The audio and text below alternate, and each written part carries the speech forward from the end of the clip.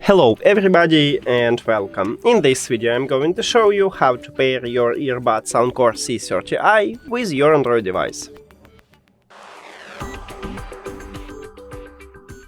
You have to start by open Settings and then go to Connected Devices.